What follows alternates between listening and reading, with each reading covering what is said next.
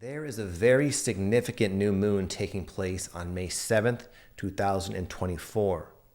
It's going to serve for many as a turning point in a very positive way, a breath of fresh air. You may have been exploring the theme of healing and releasing for quite some time. And sometimes when we're doing a lot of that, it can feel like it's never going to end, but it does end. And there are times when you really start to recognize and almost exemplify the fruits of your labor. So this new moon is an opportunity to really step into the new you and leave the past behind in a very obvious and significant way. And if you're new to my channel, welcome. My name is Victor Oddo, and every new moon and full moon, I make these energy updates, which basically share about the different themes you might be experiencing and exploring during the particular astrology. These videos are generally for sensitive people, again, people who are sensitive around the full moons and new moons that notice the astrology does, in fact, tend to impact their life unfoldment and their spiritual journey. And again, there's a big one here on May 7th, and that's what this video is all about. I welcome you, my friend, and I hope you enjoy. Theme number one: changing of the season of your life. As you may have recognized if you're more than a few years old, which I imagine you are, that there have been phases in your life, maybe like 3 to 7 years, we'll say, where there's been a sort of a discernible pattern or theme, or you've been in a certain mode of operation. And I found in my life that when you start to go through a spiritual awakening, these changings of the seasons can come kind of unexpectedly, and they can be a little bit almost abrupt and sometimes even scary, where all of a sudden you're doing your thing, you're going about life in a certain way with certain patterns and habits, etc. And then all of a sudden it's like they're not working anymore. Something's off. The machine is breaking down. And you might also find that there's this sense, because you're waking up, you start to be able to anticipate these changes coming in your life. And there might be this sense that things are going to change in your life. You don't know what that looks like, and you might have no idea what that's going to involve. And then the tendency is to kind of try to force the old season to keep playing out. I'll give an example.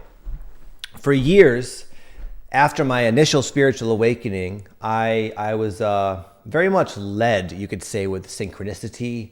I felt a strong presence of guidance that seemed kind of obvious, as if I was always sort of shown what to do and where to go. And this sort of journey led me into what I sometimes call the hermit phase of awakening, which is where, and a lot of you might relate, where you find yourself not really going out with your friends very much. A lot of people find themselves not even working. You become very fed up with, for lack of a better term, 3D. You feel resistance to going to work and mowing the lawn and doing dishes. It seems so beneath you. It seems so like unspiritual in a way. And you go through this hermit phase where you're just soaking up spiritual knowledge, watching 4, 5, 6, 7, 8 hours of YouTube videos each day, and getting books on Amazon, and you're just filling your mind with all this ancient wisdom, and it's resonating, it's exciting, and you feel this awareness and knowledge is going to change your life. But over time, it creates this sort of gap between you and the mountaintop, which you've sort of climbed up to, and then reality. And then, for a lot of us, this hermit phase comes to an end. And all of a sudden, there's this feeling like you got to go back. You got to climb down the mountain, get a job, deal with the regular folks. And you're like, I don't want to. This has happened to me, and it was met with a lot of resistance. And anyway, you might be feeling that in general in your life. Like for me personally, if you're curious, what I've been doing for the last 4 or 5 years, 6 years, is building up a business. So I've been working very hard.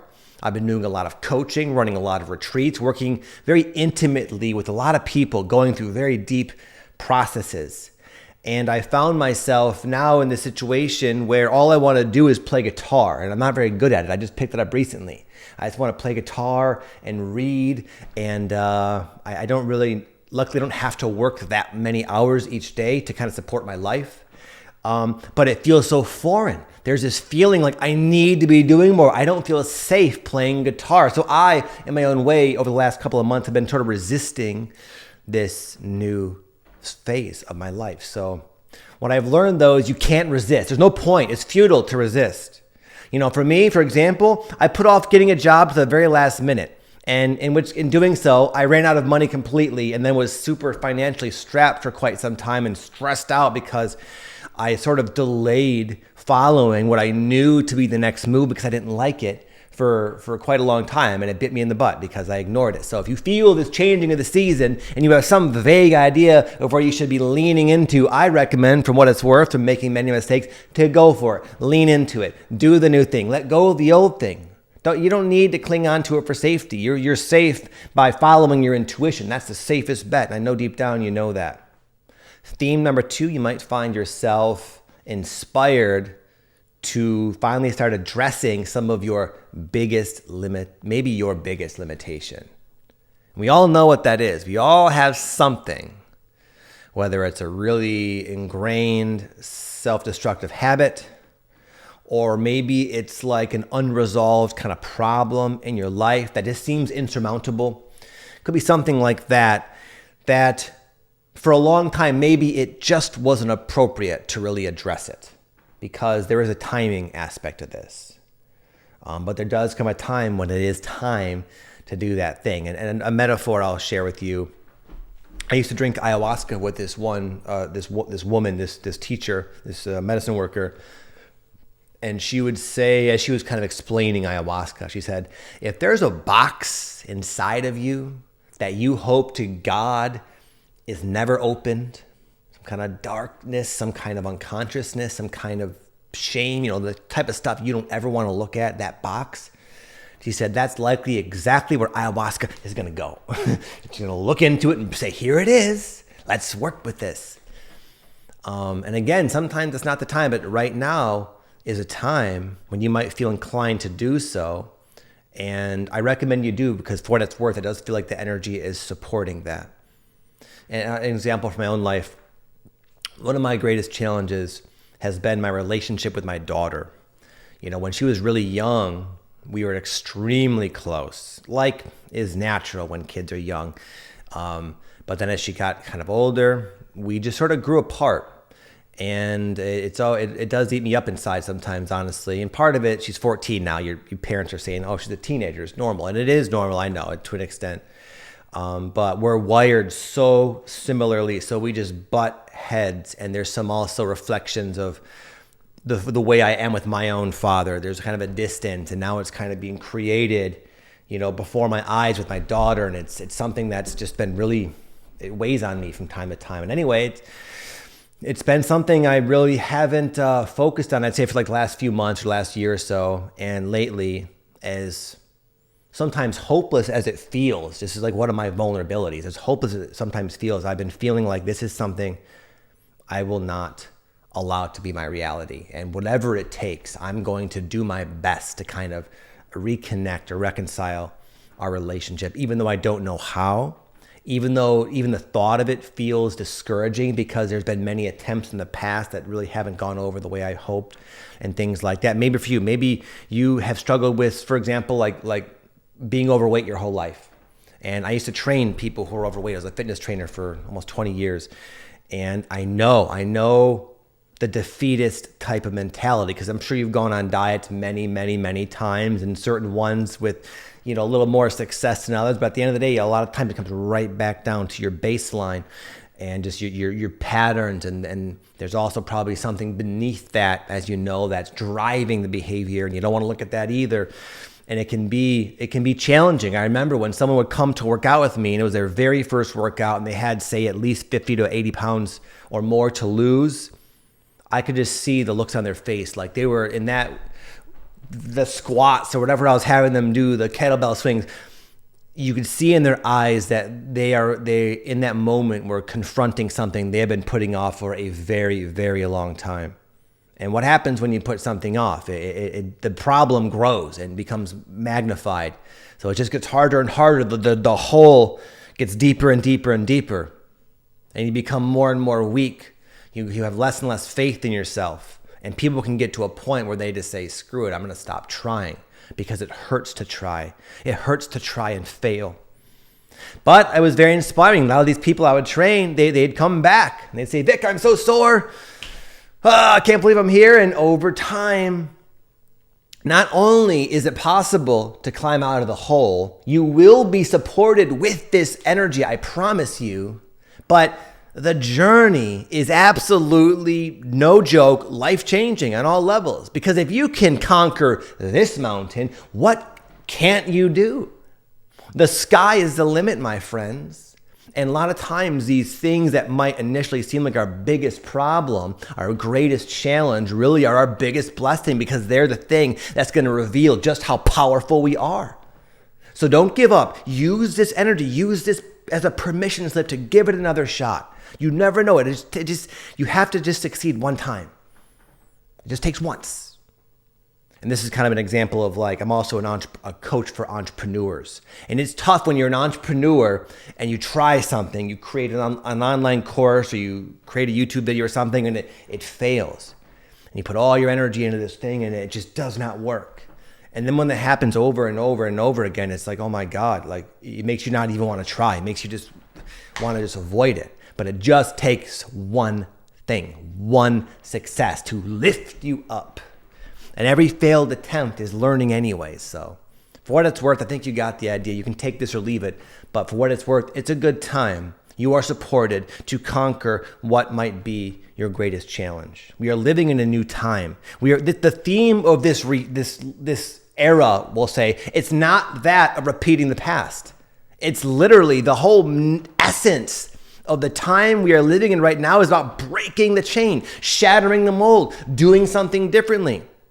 Even though humanity has been in a certain level of awareness for thousands of years, now is the time to finally, in your lifetime, in this era, lift out of it. So don't lose hope. Have faith in that. I know you can feel that.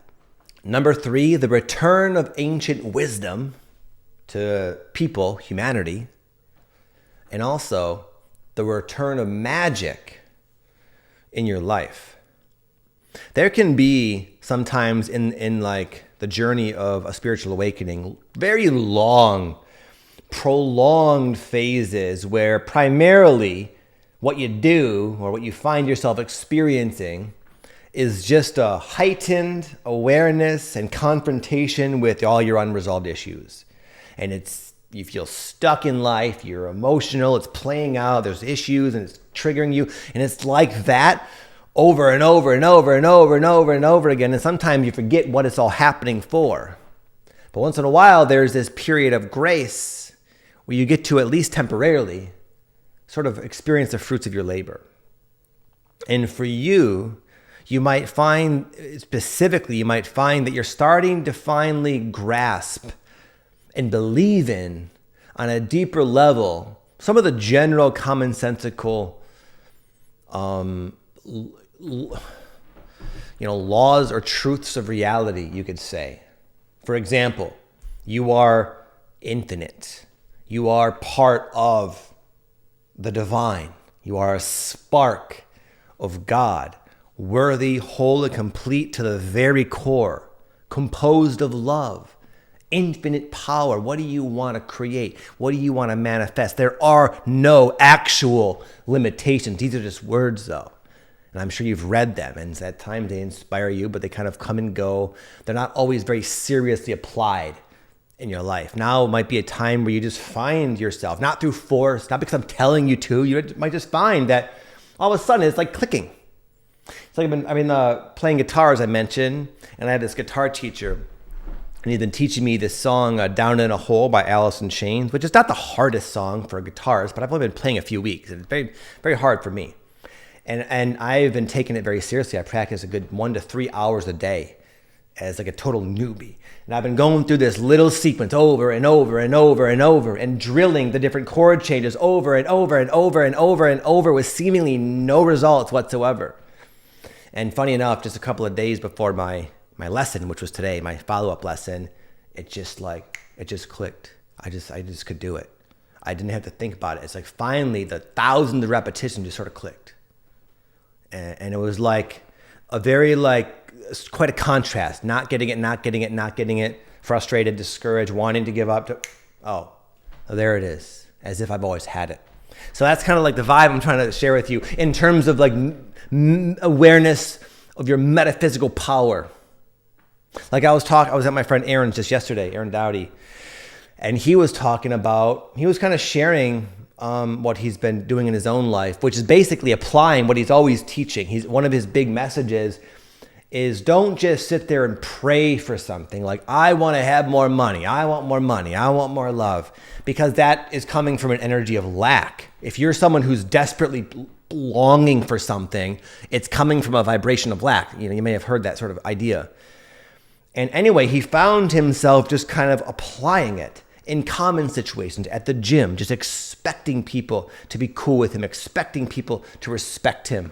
And he finds he isn't going out of his way to do it. It's just something that's kind of happening. He's expecting good things. He's expecting flow and ease in his life. And it's just like this confidence, which I speculate comes from trust, genuine trust in maybe these spiritual principles, or just your own sort of intuitive understanding of how the universe actually works, contrary to what mom and dad and society and your teachers have told you. You have this understanding now, and it's more present, it's understood at a deeper level. So you might find yourself carrying yourself in a way that's sort of demonstrating nonchalantly all the spiritual growth that you've made, which is a very, very good thing. I've been doing this, I don't know. It's funny, in my videos I always reference stuff but they're never there. I was going to say, I've been writing in my journal a lot, and there's no journal to be found. But anyway, one of the things I've been doing, since I brought it up and I'm going on at length about it, is I have this, where's the thing? It's right here. I have like this old school typewriter, and I use it sometimes for working, so I'm not on the computer, but also as a journal as of lately. And in my little journal prompts, I'm not going to read them for you, they're personal, but usually there's an intention. Like, for example, the thing I mentioned with my daughter recently, I had a whole entry where I was like, I want to start to address this, and I'll be on the lookout for insight and awareness and clarity. I'm willing to do the work. If there's stuff within myself I have to look at or experience or release, I'm willing to do things that might be uncomfortable, and I'm kind of almost like, I wrote it almost in a way like I'm expecting guidance with this, And literally that very night, there was like this cool opening I had with her, where now that we're all into guitar, she comes down and we've been playing guitar together, and that's been like an opportunity to kind of talk to her and have at least some, civil conversation, we'll say. But anyway, like that's something I just found myself naturally doing. So what have you been doing? How have you been applying all that you've learned in your life? And if you haven't, try it. I sort of, me and Aaron have kind of like fundamental different perspectives on like the same thing. So whatever suits your fancy, whatever spiritual wisdom resonates, go for it. Apply it. Take it seriously.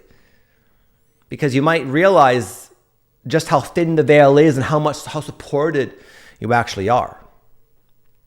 And then also I did mention, I do see also a trend of this type of ancient wisdom coming online more so in like the collective consciousness.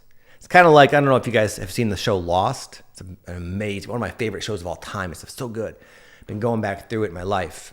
And basically these people crash. There's a plane crash. They're on this kind of peculiar island with all these weird sort of anomalies like polar bears and weird shit like that's on the island. But for the most part, these people think it's just them and like the island. And at the very end of the first season, all of a sudden they realize there are these other people that live on the island, the others they call them. And that kind of like takes their little bubble of reality and expanded it just like that. And then as you go through the series, it gets into like time travel and all sorts of the scope of their little like lost reality, like reality in the show just becomes like exponentially larger and larger and larger and larger and larger. And there's all sorts of cool discoveries about just like the mysteries of the island. And anyway, it's kind of a cool metaphor for like this life. We go through life thinking that Instagram and Trump and freaking like politics and all this stuff is like really important. And it kind of keeps us under the illusion, like with the mindset that this is like all there is, this little fragment of reality, but it's not all there is. There's a rich history, an ancient history to humanity that's not really been taught to us. It's been kind of sheltered for whatever a motive or agenda. I'm not going to get into that. Who knows?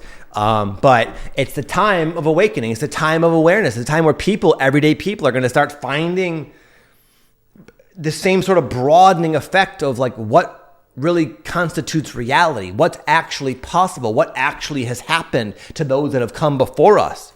It's very, very different than what we are taught. And I've been noticing just like respectable, credible, more credible people coming out there. And I'm not saying myself, what the hell do I know? This is all just my intuitive understanding. But there are people like Greg Braden, I believe. Greg Braden got a PhD. He's going around touring and sharing his... He's got a wealth of knowledge, and he can speak about these things with like also referencing evidence. You know, also Graham Hancock's another example. There's many of them, people out there that are like legit, scholars, if you will, that can back up what they're saying, and it's just getting more and more and more out there. In fact, Graham Hancock, if you want to watch, there's a really cool series that came out maybe a year ago called...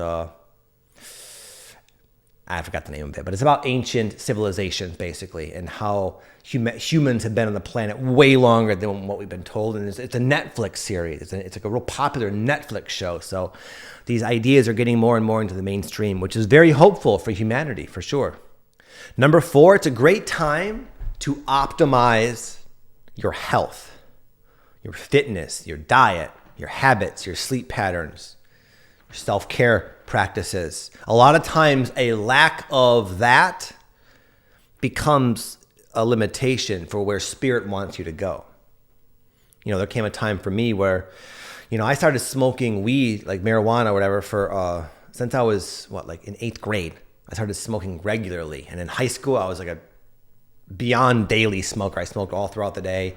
After high school, I became a grower. And then and for me, I liked it. I really appreciated it and felt it did a lot of good things for me. It really opened my mind to question authority, which I do think is a good thing. And it was had a lot of benefits, honestly. But then there came a point where I felt these ambitions to do other things that required kind of like more of like a regular, consistent, disciplined effort. And also I started to become aware it was becoming a crutch for me. And I was doing it just to feel good, doing it just to kind of veg out on the TV. And it was leading to more indulgent behaviors indirectly and things like that.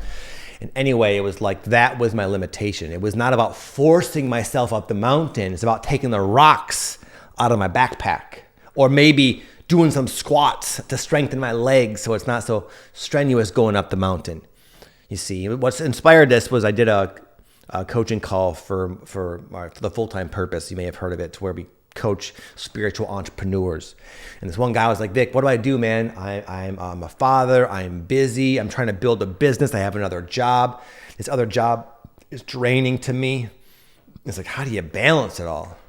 And what I asked him about was his fitness and his health. I said, how are you doing with that? Because all the entrepreneurs I know, they're like very, very meticulous with their diet, their sleep schedule. They all exercise, usually intensely, biohacking, NAD, sauna, cold plunge. Entrepreneurs learn pretty quickly that your output is limited by the way you take care of yourself. And because they're so driven to make money or whatever it is, they optimize everything. Like I have friends that black out, literally like put freaking aluminum foil in their windows in their bedroom so it's completely black. It's not a little peephole of light is let in, because it's said that you sleep better. And it might seem a bit over the top for some of you, but it's a good to know, because as you just raise your vibration, like a lot of people, they want to have a purpose. They want to help people. Well, if you're going to help people, you got to be living your best life. And your best life is going to constantly change, and you'll be asked to upgrade what your best life is over and over and over again. And it might require breaking out of bad habits, including new ones. And what I've learned, what is so cool about improving your health and fitness, generally speaking, is it literally gives you more energy. It's like you're driving a car and you're always having to get gas because your gas tank is small. It's like getting a new gas tank. You can go further, maybe even a bit faster because other things get souped up with your body. And we're not always called to do that. If you try to do that prematurely when that's not really what the next step is for you, then that's when people get frustrated. When maybe it's the timing is to do other things. But there is a timing sometimes that does say, now is the time to work on your health, your fitness. For some of you, it might be slowing down, getting a hobby. That was what I needed to do. I was, again, in work mode for so long. And now I play guitar all the time, and it's like, it feels so soothing to my body. For years, I would take naps midday. And I told myself it was because it was optimizing my output, that kind of thing. And I'd take a 20-minute nap. And now I found that now that I've included the guitar, which another way of looking at it is like better self-care, more downtime, I don't even need to nap anymore. So it's kind of maybe a weak example as I say it out loud. But you get the idea, my friend. You probably know what you could be doing, what you could be letting go of, what you could be stepping up and including in your life. I'm sure you know now is a good time to do it. You'll be supported. Number 5 is going to seem kind of out of left field, but inspiration to do something different. Do you feel called to do something that you have never seen done before? Now is the time to dare to be different. Different can work. And what comes to mind is this one guy I used to coach, Jamie. He was one of our full-time purpose clients, and he came on a call one day, and he was a Tai Chi instructor. At the time he signed up to the program, for our coaching program, he was working as a Tai Chi instructor at like a local studio. And he came on the coaching call and said, Vic, I kind of would like to merge Tai Chi with coaching, like group coaching. But the problem is I've never seen that done. Can that even work? And luckily, he's in the full-time purpose. We said, go for it, bro. I encouraged him to do it. And what do you know? He blew up his Instagram account, starting with like almost no followers. Now he has almost 500,000 followers on Instagram, pulling sometimes $30,000 months, kicking major butt with this new idea that has not been proven. It seemed on the surface, there's no market for this. No one's doing this. Maybe there's a reason no one's done it. Maybe it's because it won't work, or maybe it's because you are meant to do it. So go for it, my friends.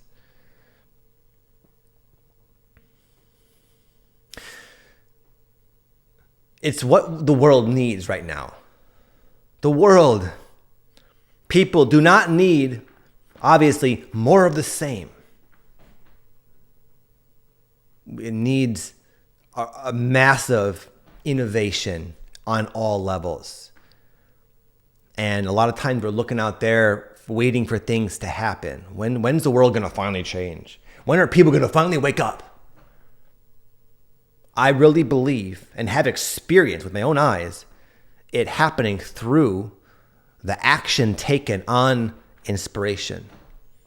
I can't do it alone. I've been doing this for a while, and there's a lot of people doing it as well, acting on their inspiration, no matter what, courageously, following their passion, following their excitement, even when it's scary, even when it's leading you into the unknown, which it almost always does, even when it doesn't seem like it should even work or even make sense to you. You do it. And that's how the world's going to change, but not with just me, not with a few, not with the YouTubers, with millions of people, thousands and thousands of people doing it. That's what it really takes, and that includes you. And if you're sitting on some kick-ass idea, go for it, my friend. What are you waiting for? Now's the time. I felt the calling years ago, as many of you know, to write a book about being like a guide for spiritual awakening. And I sat on it, and I sat on it, and I sat on it.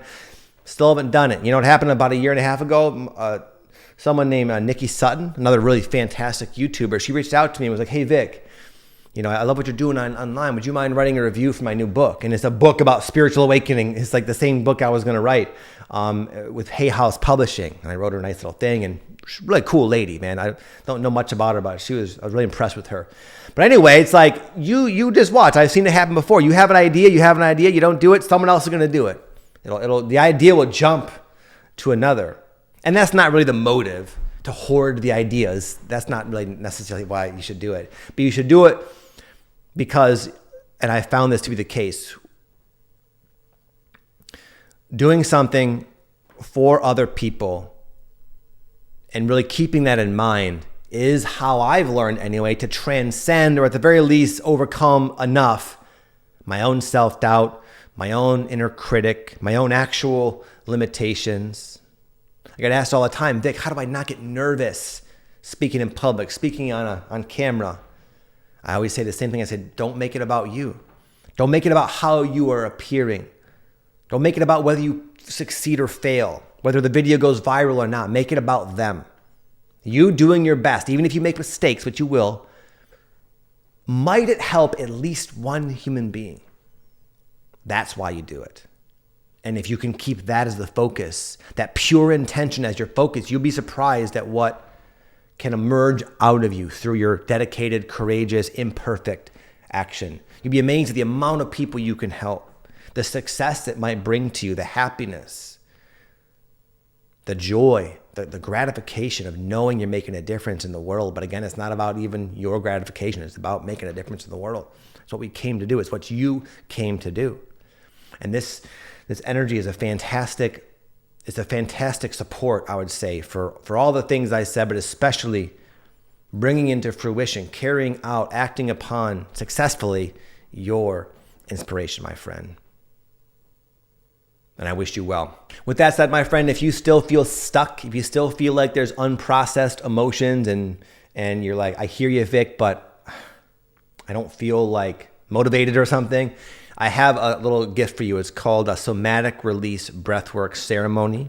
It's a very powerful ceremony. I normally charge money for it, either online or do them at my retreats. I'm going to give you a follow-along ceremony for free, something I've been leading for years. I've taken thousands of people through it. It's amazing for helping you release very deep emotions and traumas and things like that. It also helps you connect with your power, your intuition, in a much more clear way. And you're guided every step of the way. My wife, Patty, participates. It's totally free. If you're interested, I'll leave a link down below. Click it, just enter your email, and I'll send it right to you. And with that said, have an amazing day. Until next time, my friend. Peace.